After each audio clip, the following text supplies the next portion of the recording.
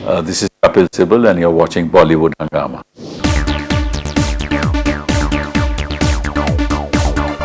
Well, it's a huge honor and privilege to have one of the finest lawyers in India today, and a hugely respected politician as well. And he's turned a lyricist now, and he's had an album with A.R. Rahman, but now his work will be seen in a movie called Shorgul. The music is by Niladri Kumar, the sitar exponent, and it's been sung by Arijit Singh.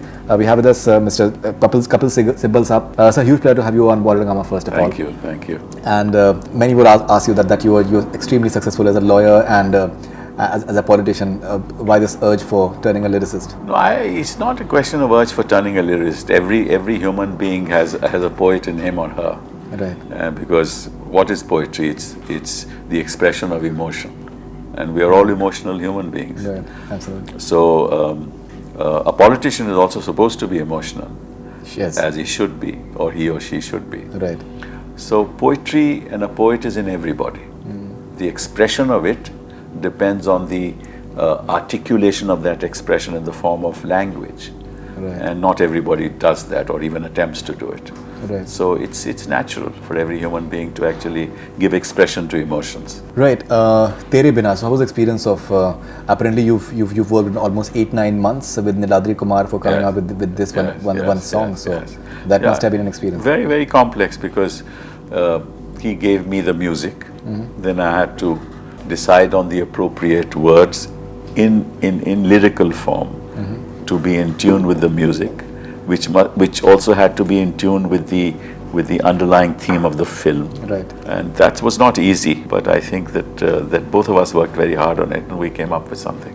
Right. And it's been sung by Arijit Singh, It's fabulous. What he's done is just a miracle with it. Right. He's one of the finest singers that we have to do. Undoubtedly, Right. without any doubt. And Niladri Kumar, I'm sure that it must have been tough to convince him as well, because he's primarily one of the finest sitar players that we have in India. And for him to do music for a movie, what was this experience like of Well, it's like a politician moving towards music, and person who does, is a classical musician turning to Bollywood and doing a song. Right. Well, it's a journey which was a wonderful experience, I think, for both of us. But an important thing in this particular effort is that people should get along with each other. If I understand you and you understand me, the task becomes much easier. So Absolutely. I think it's the level of comfort which is very, very, very important. And Niladri and I had a huge level of comfort. Right. Okay. So would you like to maybe just recite a few lines from Tere Bina for us? तेरे बिना जी न लगे नजरों में तू मुझको देखे. Right. Okay. Now, sir, the theme of Shorgul is being said that it's centered around the entire Muzzafarnagar riots, and a few of the real life characters as well, like Sangeet Som and Azam Khan. They have been recreated somehow as well. It's the fact that you are giving lyrics to it, people are having those notions that since you belong to the Congress party, so Oh God. Somewhere it's politically What influenced. has love in a got way. to do with Congress?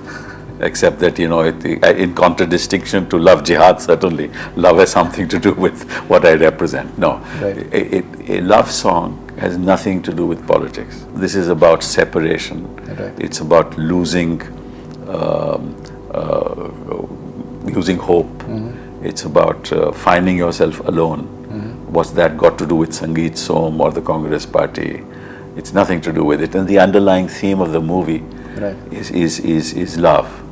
Yeah, The context is what happened at Muzzafarnagar, but the underlying theme is two people falling in love and what happens to them. Now, when we see the promo, so what I find interesting is that it's like it seems to be an objective analysis in terms of that they don't seem to be taking like sides per se, that ये सही है या वो गलत है. The idea is that somewhere जो एक mischief होता है वो I think it comes from a lot of quarters actually, maybe from all quarters somehow as well. Like say for example when we just hear these dialogues that अगर गाय तुम्हारी माता है तो उसकी इज्जत करो, एहतराम करो, उन्हें बाजार में भटकने के लिए क्यों छोड़ देते हो.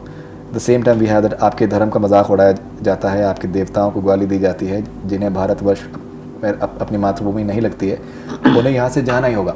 So the idea is that somewhere the mischief is coming from both sides. Like the people who are playing. In fact, see, remember, right. truth is never black and white. the more unsure you are of the truth, the better citizen you will be, right? If you start taking sides, कि ये गलत है, ये सही है, that will lead to conflict. Absolutely. If you say कि मुझे लगता है ये सही है, और हो सकता है कि आप भी सही हो, बिल्कुल, right? Then I think you move in the right direction.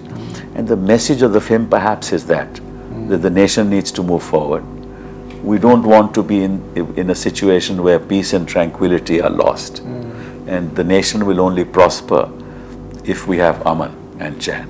I think that's really what the spectator will figure out as and when he or she sees the film.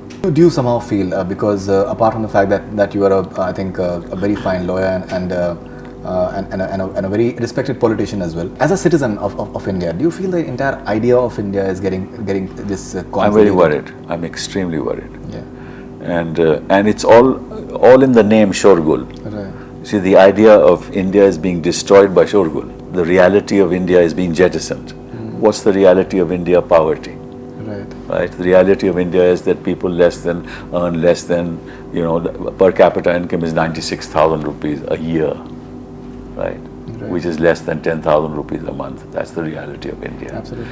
And instead of, picking up quarrels, inciting violence on the basis of who eats what, who wears what, right, who goes to which religious place to worship, who worships which god. Instead of that, if we look at the real problems of contemporary India, especially problems of poverty, hunger, see what's happening in Marathwada. Absolutely. While we are celebrating 5 hours in India Gate and people are committing suicide in Marathwada, there's a mismatch. What are we celebrating? We can't be celebrating this, right? So I think we must go back to austerity, lead a life in which we give more than we take. But I think all of us are trying to live lives in which we want more than what we give. Right. And that's not the way forward. There's a moment when Sanjay Suri, he says democracy in a bit of a disheartened manner and like a bit of a what some would say sarcastic manner as well. The idea of democracy as well, many are saying that it's no more democracy. It's like a one-man show somehow, and it's the entire, the way even you are a legal luminary, but many have question marks over the entire legal system as well. Absolutely. Today. The entire way certain judgments are coming across, they don't seem to be the way judges are being coerced and the way the security. Well, I can't possibly comment on that, that whether the judge is being coerced or not. But the atmosphere, the environment, security is being removed. Environment has certainly been surcharged, and the way in which the investigating agencies are actually giving a U-turn, doing a U-turn on many of the prosecutions, are matters of great worry. And it seems to me that the power of the government is concentrated in one or two hands. Even ministers don't have the kind of freedom that they ought to have to run their particular departments. And the opposition is being targeted no matter which opposition it is. Absolutely. Whether it's Congress or any other political party. And any political party who says, I want a Congress Mukt Bharat, right, is an expression of utter arrogance. That I will not let any opposition be in place. I will eliminate the opposition. This is not what we embraced our constitution for. This is not what democracy is. And I think that again, the mindset of people has to change, and people in India have to realize that our future will be in jeopardy if this continues in this fashion. Absolutely. Sir, but at the same time, Congress has been behind the entire freedom movement, and some very illustrious leaders have been part of it. In fact, I was at a literary festival and Veer Sangvi said a very interesting thing, that what Nehru did was that he forced the communities to live together. If he wouldn't have done that, so India would have become Pakistan long time back. But at the same time, many people have this entire argument that Congress is having a bit of a leadership vacuum, and people would want to have options, but somehow they're not able to see that option. Like you have some really promising leaders, like say you are a fantastic leader in fact, and there are many young leaders as well. But somehow that leadership is something that people have questions. Well, basically every political party goes through a phase, goes through a particular phase. There are ups and there are downs. And we are in that downward phase where we've now got only 44 seats in Parliament. That's a matter of great worry for us. And I think that all of us have to get together and rejuvenate and stand up for what Congress ideology is and continue that forward. We need to speak up. We've not been speaking up enough. That's a fair comment. We've not been speaking up enough. And I think that all of us, all congressmen, need to get together and discuss as to how we should move forward. There is certainly a sense of despondence. It started in 2014, but I think we're realizing that as this present government is exposing itself, people are now comparing the UPA rule with the present BJP NDA government, and people are realizing that all the tall promises that were being made at that point in time were just promises, and that the situation is as it was, and that in fact the UPA was doing a good job when it was in government. And I think as people move forward in the next 3 years, Congress will bounce back, hopefully, and that's what our endeavor is. Apart from the fact that media is a very, very important, I think, part of any democracy, actually, especially a vibrant democracy like India. There were these reports, I was just reading with, I think, Harshtosh Bal or something. Yes. And he has just come out with the details, the way 90% of the media, the way it is being totally managed right now. It's very worrisome. That's very worrisome. And basically, the way things are being propagandized. That's very well. I mean, if really somebody were to ask an RTI from Doordarshan how much time they've given to this government and how much to opposition, I'm sure the answer will be 99% to government and even 1% other channels, to opposition. even quite a few other channels. My greatest worry is that the channels. There are some channels who are not news channels anymore. Right. Who are channels who are actually propagating the viewpoint of a particular mindset, and propagating it not even in a statesman-like subtle manner, but propagating it as if they were the long arm of the government. Absolutely. And that's extremely worrisome. But if news channels and the media becomes tilts towards saffronization and is controlled by the corporate sector, which in turn is directed by the political establishment, we have a problem on our hands. Right, and at the same time, any sort of dissent, the way it is being met with such sort of, maybe we didn't have such sort of vulgarity in public discourse ever. Some of the journalists, the way what they're going through on, say, social media, and the sort of abuse that they go through, and their numbers are distributed, and they get calls and death threats are issued. Yes. It's like it's never happened ever, actually, and I don't know if it has happened in any other part of the world as well. I doubt it very much, because so who will raise the voice of dissent if this is what is? That's why other parts of the world have very strong defamation laws. Right. The procedures in court, especially in the liberal world, are such that people dare not go to this extent. But there is no Lakshman Rekha here.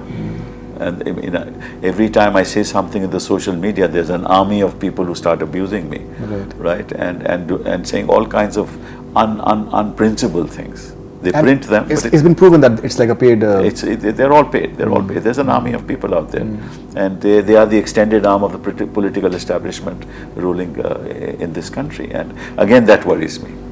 And nobody's really standing up to them. I think the time has come for our citizens must stand up and then fight for their rights, because there is no other way to fight this onslaught. And you were one of the lawyers for Kanhaiya as well, and you've been witness to what happened at Patiala as well. Does that bother you? Because that baffled a lot of people, that disheartened a lot of people. See, what has happened today is the educational institutions are being saffronized. Right. The posts of governors are being saffronized. The other day, one governor said that what's wrong with the Bajrang Dal getting training in arms? Then the media is sought to be controlled. We never had this kind of politics in universities. Right? We have infiltration of the ABBP in universities, creating dissent within universities, clashes amongst the student community. Never happened. And people are being defamed if they oppose the way JNU people are absolutely being defamed. Then put the right people in all your institutions, whether it's the enforcement agencies or it's the CBI. Get the right people from Gujarat or with a particular mindset. Then your educational institutions, your vice chancellors, get a particular mindset there. Books are being altered. Books are being altered. History is being altered. Where are we going to go from here? And now We have there's issues an with even more Akbar dangerous now thing. as More dangerous thing. Baba Ramdev has suggested or not asked for a private Vedic board. In other words, instead of the government setting up a CBSE and giving degrees, a private body will give degrees called a Vedic board, and what kind of education that Baba Ramdev will give to people, you can imagine. That proposal is with government, and they want to consider it seriously. And many people have question marks on the way Baba Ramdev is flourishing. Yeah. The sort of money that he's accumulating. What has happened It's about the black money that he talked about? He said that he's becoming richer and richer actually. Yes, He's right, right. extremely richer. Yeah, exactly. So now there's no talk of black money. There's no talk of Lokpal. Have you ever heard anybody, either the Prime Minister or Baba Ramdev, talk about Lokpal, or even Anna Hazare talk about Lokpal, or even Arvind Kejriwal talk about Lokpal? They've all forgotten it, right? And that was the basis on which they toppled through the polls the UPA government. If we can come to the Bollywood part of yours, what are sort of poets do you like, or lyricists that you've liked over the years? Well, I'm an old school guy. You know, I like the Sahab Bibi and Gulam songs. Right. You know, those kind of songs. Right. Okay. And has anyone told you like that you My favorite singer is Kishore Kumar, for example. Has anyone told you that you've got a tremendous voice in terms of like a radio or like for voiceovers or something? I used to be on radio for some time okay. when I was a student. I used to earn a bit of money by doing a program called Focus. That's the 5 minutes after the news. Okay. I used to read that program in All India Radio at that time when there was hardly any television. I used to also be in theatre. You know, Kabir and Siddharth Kak and all my contemporaries. Okay, great. We were together at St. Stephen's. You acted or you? I acted and I directed also. I used to direct plays at St. Stephen's. I directed the Union play. I was Richard III in Richard III. Great. So I've been, and I directed plays at the Delhi School of Economics, at Miranda House, at Lady of, and so I was deeply involved in theatre. What about the star cast of Shorgul? I think interesting sort of actors we have, like Jimmy Shahryar and Ashutosh. Yeah. They're looking very promising. Very good, yes. Excellent, outstanding. And there are talks that maybe it may have to be either censored or... Well, it's been cleared. It's isn't clear with censors, but maybe in terms of, I think, their voices, that it may not get a release, or I think the producers are getting some sort of threat calls and all these as well. Well, we have to face this. And I think this is not something we should be balked by. Right. I mean, freedom of expression is fundamental to our lives, fundamental to human existence. Right. And we have to fight that. Fantastic. Sir, lovely talking to you, and we genuinely hope that the India that I think everyone loves, and it remains that the idea of India that is there, that unity in diversity, it always remains. Absolutely. And we hope that. Thank you, sir. Thanks a lot. Pleasure. Real pleasure. Bye-bye. That's all we have from Bollywood Hungama. Keep on watching.